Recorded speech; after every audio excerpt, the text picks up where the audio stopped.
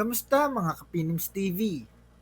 Ang Pilipinas ay hindi lang kilala sa magagandang tanawin at masasayang tao. Kilala rin ito sa matapang, malikhain at minsan kontrobersyal na pagkain.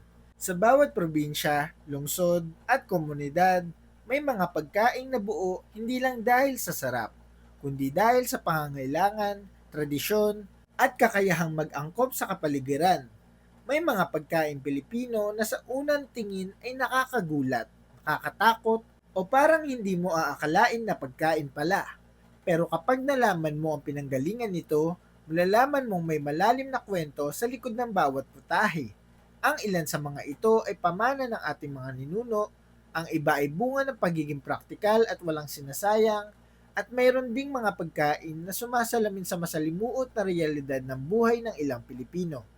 Sa video na ito, tatalakayin natin ang 10 pinaka-weird pero masarap na pagkain sa Pilipinas, mula sa mga pagkain kakaiba lang sa paningin hanggang sa mga pagkain sinusubok ang tapang at panlasa ng kahit sinong kakain.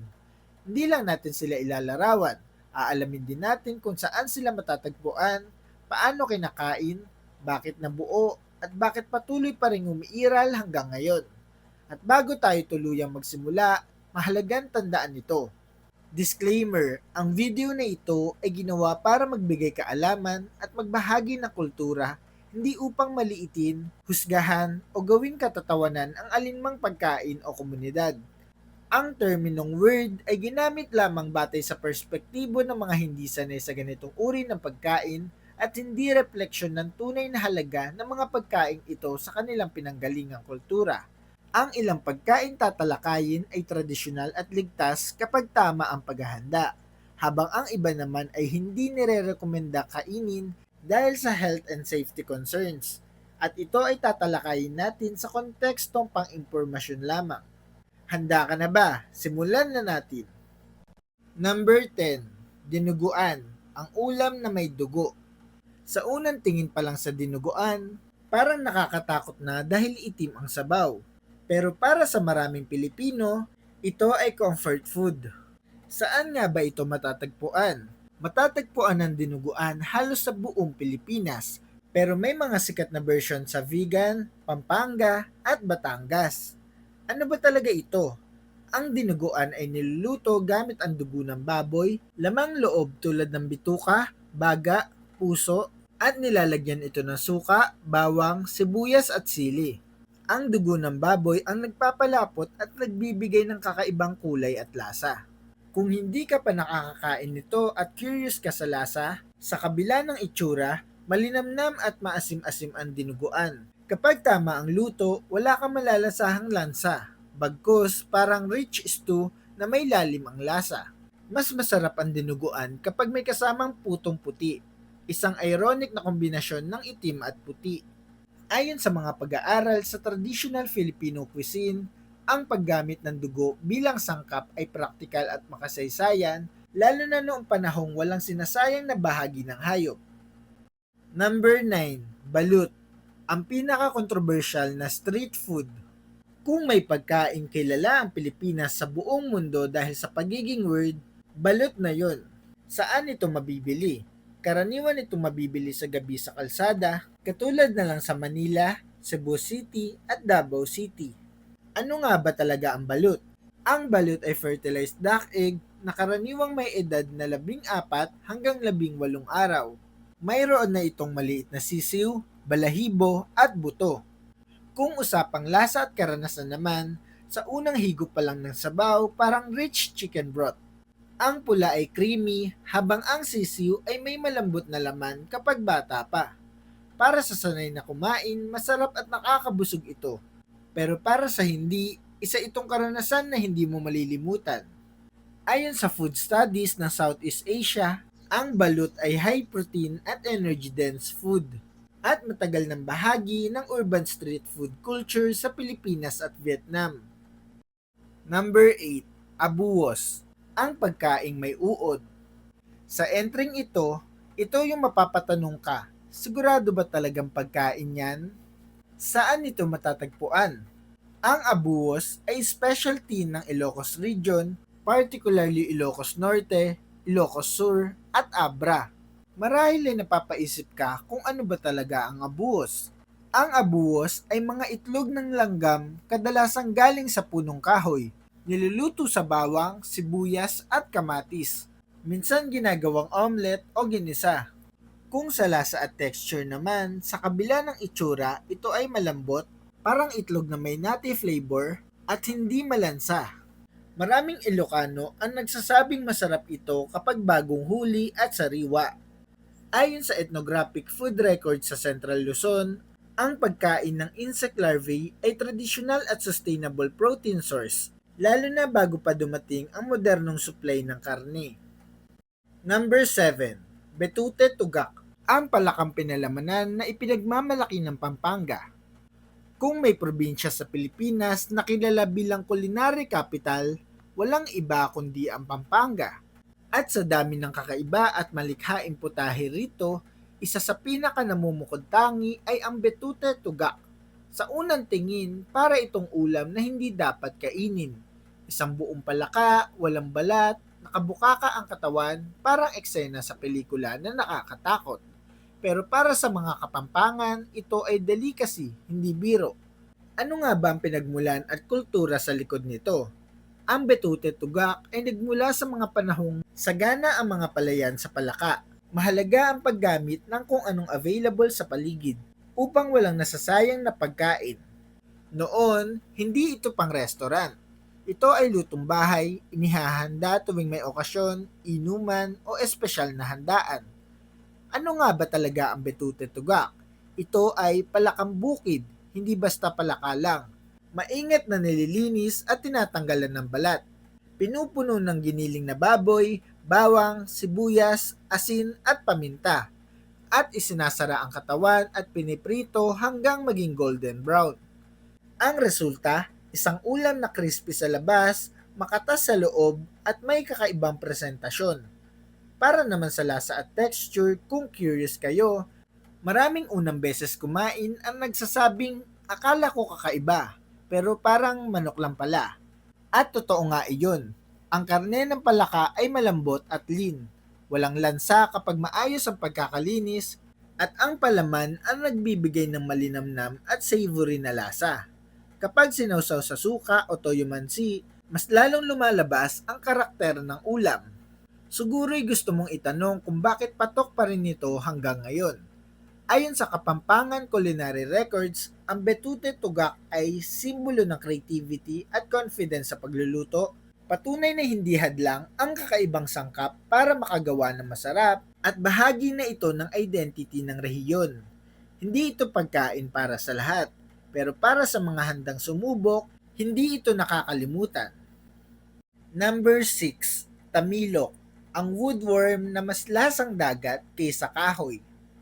Kung may pagkain kayang magpaatras kahit sa matatapang, ito na yon. Mahaba, mukhang uod, at nakatira sa kahoy. Ito ang tamilok, ang pinakasikat at pinakamisteryosong pagkain ng Palawan. Saan ito matatagpuan? Pinakakaraniwang matatagpuan sa mga bakawan at baybayin ng Puerto Princesa, pati na rin sa mga coastal communities ng Palawan. Madalas itong ihain sa mga local markets, cultural food tours, at minsan direkta sa bangka ng mangingisda. Ano nga ba talaga ang tamilok? Sa kabila ng palayaw na woodworm, ang tamilok ay hindi uod at hindi rin insekto. Ito ay isang uri ng marine mollusk, kamag-anak ng talaba at tahong. Naninirahan nito sa loob ng nabubulok na kahoy sa dagat. Paano nga ba ito kinakain? Karaniwan, ang tamilok ay kinakain ng hilaw, nilalagyan ng suka, kalamansi at sili, at minsan ay may asin o sibuyas. Hindi ito niluluto dahil mawawala ang natural nitong lasa at mas gusto ng locals ang preskong texture. Kung curious ka sa lasa nito, sa kabila ng itsura, halos lahat ng sumubok ay nagsasabi ng isang bagay. Hindi siya lasang kakaiba, lasang dagat. Ang lasa nito ay parang talaba, medyo creamy, malinis at presko. Ang tunay na hamon dito ay hindi ang lasa, kundi ang isipan mo. Kung sa kontekstong scientific at cultural naman, ayon sa marine biology at local food studies, Ang tamilok ay ligtas kainin kapag sariwa at tama ang pagkuha. Matagal na itong bahagi ng coastal diet ng Palawan at isa itong halimbawa ng indigenous knowledge sa pagkain ng yamang dagat. Para sa mga taga-Palawan, hindi ito weird. Ito ay normal at minsan pa nga masarap na pulutan. Number 5, etag, ang bulok na karne na may malalim na kahulugan. Para sa hindi sanay, ang etag ay karne na parang panis. Pero para sa mga taga-bundok ng Hilagang Luzon, ito ay pamana ng ninuno. Saan ito matatagpuan? Ang etag ay tradisyonal na pagkain sa CAR o Cordillera Administrative Region, Benguet, Mountain Province at Ifugao. Ang etag ay karne ng baboy, inaasinan ng gusto, pinatutuyo o pinauusukan, at minsan ay hinahayaang mag-ferment ng ilang linggo hanggang buwan. Bago pa ang refrigerator, ito ang paraan ng pangmatagalang pag-iimbak ng pagkain sa malamig at liblib na kabundukan. Oo, tama kayo, may matapang na amoy ito, pero hindi ito kinakain ng basta-basta. Karaniwan itong hinahalo sa gulay, pinikpikan style dishes, beans, cabbage. Ginagawa rin itong pampalasa sa sabaw at hindi inuulam ng mag-isa. Para naman sa lasa nito, ito ay sobrang alat, smoky at malalim ang umami. Kaunting peraso lang, sapat na para lasahan ang buong palayok. Kung cultural significance ang usapan, ayon sa Indigenous Food Studies, ang etag ay hindi pang araw-araw na karne. Ginagamit ito sa ritual, handaan at espesyal na okasyon. At simbolo ito ng disiplina, tiyaga at respeto sa pagkain.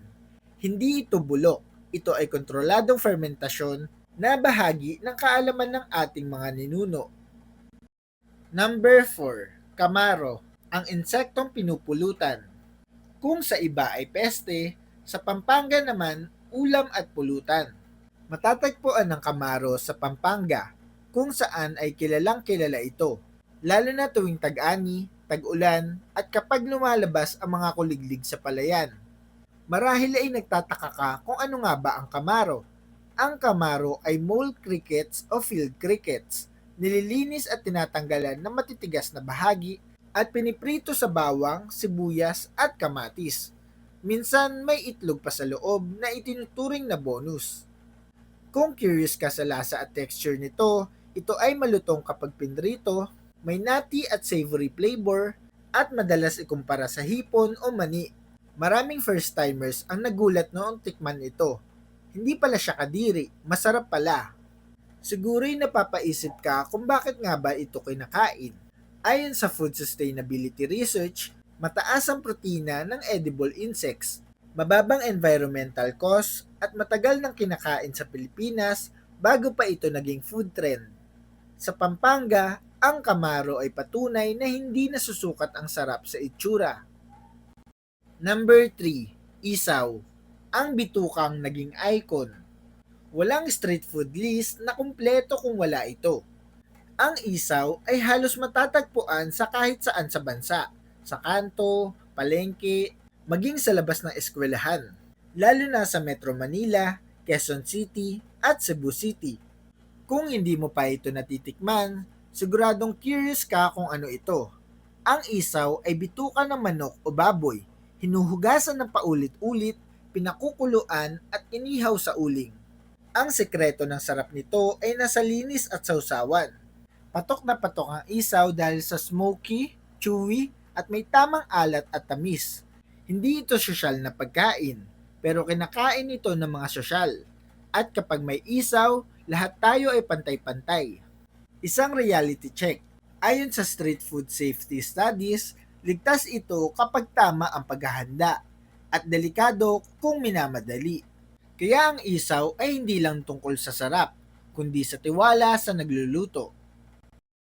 Number 2, adobong palaka, ang adobong nagkukunwaring manok. Maraming Pilipino na ang nakakain nito nang hindi nila alam. Karaniwan itong matatagpuan sa mga probinsyang may palayan, tulad ng Pampanga, Bulacan, at Nueva Ecija. Ano nga ba talaga ang putahing ito? Ito ay palakang bukid, niluluto sa klasikong adobo style at walang kakaibang sangkap. Karne lang ang naiiba. Kung curious ka sa lasa at texture nito, halos kapareho lang ito ng manok. Mas malambot, lean at walang taba.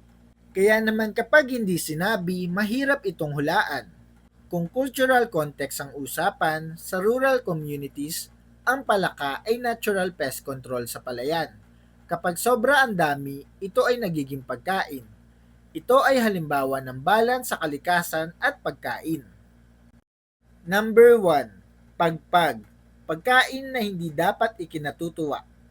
Sa lahat ng nasa listahan, ito ang pinaka-weird, hindi dahil kakaiba ang sangkap, kundi dahil masakit ang pinanggalingan.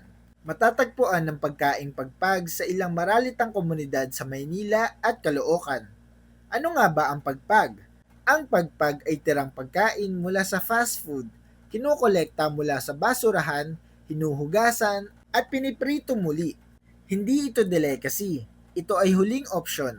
Kung usapang kalusugan at realidad, ayon sa public health studies, mataas ang risk ng bakterya at sakit na nakukuha sa pagpag. Hindi ito ligtas na kainin, pero patuloy itong umiiral dahil sa kakulangan sa pagkain. Mahalaga itong pag-usapan dahil ang pagpag ay hindi issue ng kultura, kundi issue ng kahirapan at food insecurity. Ito ang pagkaing nagsasabing hindi lahat may privilege pumili ng kakainin. At iyon nga mga Kapinoms TV, ang 10 pinaka-weird pero masarap na pagkain sa Pilipinas. Ngayong natapos natin ang listahan, malinaw ang isang bagay. Ang pagkain Pilipino ay hindi lang tungkol sa lasa.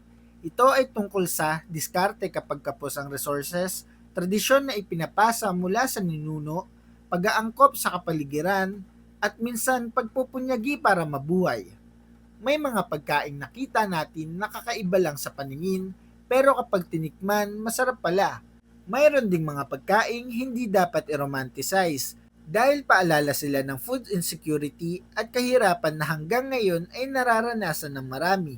Sa huli, hindi tanong kung kakainin mo ba ang mga pagkaing ito, kundi kung naiintindihan mo ba kung bakit sila umiiral. Bago tayo magtapos, sagutin mo muna ito sa isip mo o sa comments. Alin sa mga pagkain sa listahan ang pinaka nagulat ka? May pagkain ba dito na kinakain ninyo sa probinsya o sa lugar ninyo? Kung bibigyan ka ng pagkakataon, alin ang kaya mong subukan kahit isang beses lang?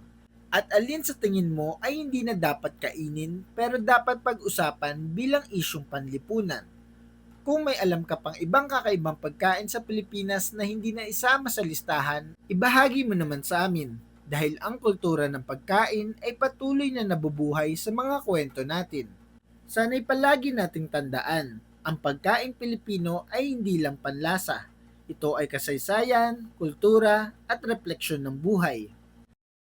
Mga Kapinoms TV, maraming salamat sa panonood. Hanggang sa muli, ito ang Pinoms TV.